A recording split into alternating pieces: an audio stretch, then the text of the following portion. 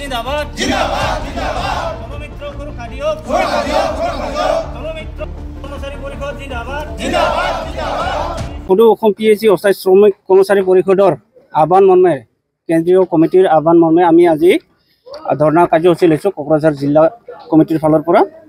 তো আমাৰ দাবীবিলাক আছিল আমাক শ্ৰমিক আইন অনুসৰি ন্যূনতম ভাতা প্ৰদান কৰিব লাগে চৰকাৰৰ ফালৰ পৰা, যিহেতু আমি হাই ভোল্টেজ কাৰেণ্টৰ কাম কৰোঁ, লগতে আমি প্লাম্বাৰো কৰোঁ, ৰাতি আমি ৰখীয়াও এই আঁচনিবিলাক আমি ৰখীয়া থাকোঁ।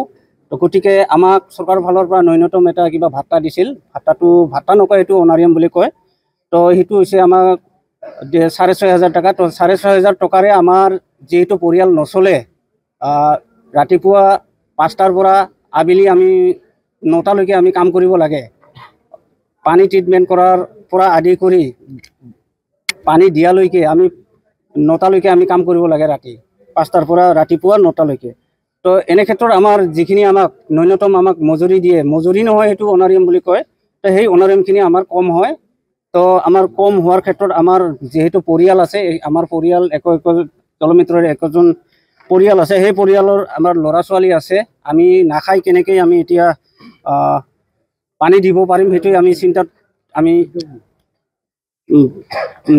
ৰাতি পাৰ কৰাব লগা হৈছে। তো আমাৰ জলমিত্ৰৰ বন্ধুসকল একেবাৰে আমাৰ মানসিকভাৱে ভাগি পৰিছে। গতিকে আমি চৰকাৰক অনুৰোধ কৰিছোঁ যাতে চৰকাৰে আমাৰ এই জলমিত্ৰসকলক ভাল দৃষ্টিৰে চাই, সুদৃষ্টিৰে চাই, সেইখিনি আমি কামনা কৰিছোঁ কোকৰাঝাৰ জিলাৰ ফালৰ পৰা।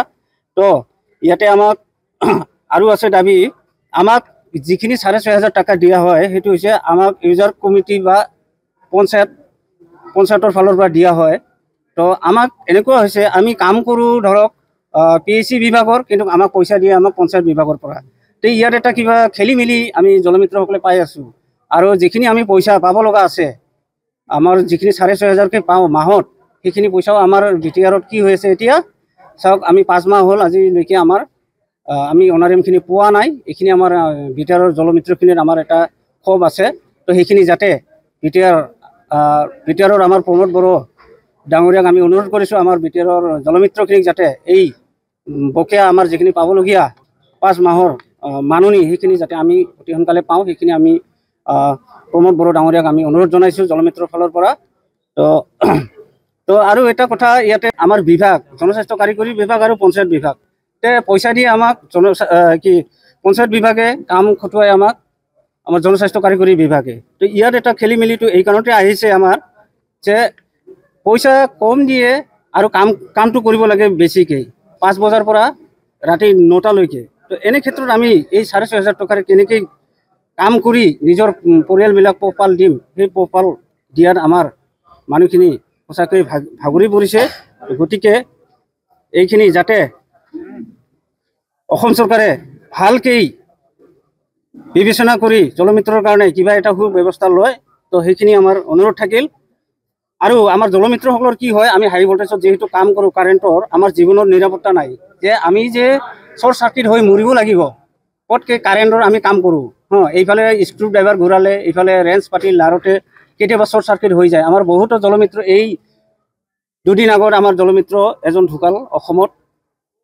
তো তেনেকুৱা ক্ষেত্ৰত যদি আজি আমি ক'ব নোৱাৰোঁ, কিজানিবা মোৰো কালি হ'ব পাৰে, আন আমাৰ বন্ধু জলমিত্ৰসকলৰ তেনেকুৱা অৱস্থা হ'ব পাৰে। তো তেনে ক্ষেত্ৰত আমি চৰকাৰক দাবী জনাইছোঁ যে আমাৰ জীৱনৰ প্ৰতি কিয় আমাৰ ইমান খেলি আছে, যে আমি হাই ভল্টেজত কাম কৰি আছোঁ, তথাপিতো আমি ৰাইজক সেৱা আগবঢ়াই আছোঁ। সেৱা কৰাৰ পিছতো আমাক যিখিনি আমি ন্যূনতম ভাত্তা পাব লাগে সেইখিনি আমি নাপাওঁ। আমাৰ মানে কি কৰিম এতিয়া, আমি ভাগৰি পৰিছোঁ। কিন্তু এটা কথা আমি চৰকাৰক কৈছোঁ যে আমাক জলমিত্ৰসকলক জকিয়াই নল'ব, এই কাৰণতে জকাই নল'ব, চাব আমাৰ ধৈৰ্যৰ পৰীক্ষা আপোনালোকে নল'ব। আমাৰ ধৈৰ্যৰ এটা সীমা আছে। কৰ্মবিৰতিও ৰাখিছে? হয়, আমি জানুৱাৰীত আমি কি লৈছোঁ, কৰ্মবিৰতি পালন কৰি আছোঁ। আজিও আমি কৰ্মবিৰতিতে আছোঁ। এতিয়াও বৰ্তমান গোটেই অসমতে হৈ আছে, আমাৰ গোটেই অসমত হৈ আছে। হয়, আমি পানী বিতৰণ বন্ধ কৰিছোঁ। তো এই পানী বিতৰণ যিটো বন্ধ কৰিছোঁ, আমি অসমৰ ৰাইজক আমি হাতৰ জোৰে আমি প্ৰাৰ্থনা কৰিছোঁ যাতে আমাক জলমিত্ৰসকলক বেয়া চকুৰে বা নাচায়। তো আমি ক্ষমা ভিক্ষা খুজিছোঁ এই কাৰণতে যে আমাৰ যিখিনি ন্যূনতম ভাত্তা পাব লাগে আমি চৰকাৰৰ ফালৰ পৰা সেইখিনি আমি পোৱা নাই। গতিকে ৰাইজ আপোনালোকে আমাৰ হৈ চৰকাৰক জনাওক, কওক যে আমাৰ পৰিয়ালবিলাক নচলে, আমি কি কৰিম, আমি এতিয়া মানসিকভাৱে ভাগি পৰিছোঁ ৰাইজ। তো সেই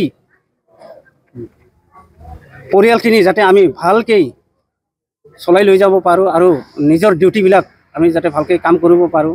কাৰণ আমাৰ পেটত যদি ভাত নাথাকে আমি কাম কৰিব নোৱাৰিম। পানী খাই আমি জীয়াই থাকিব নোৱাৰিম।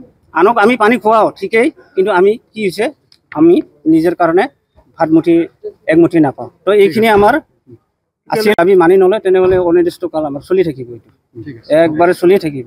ঠিক আছে।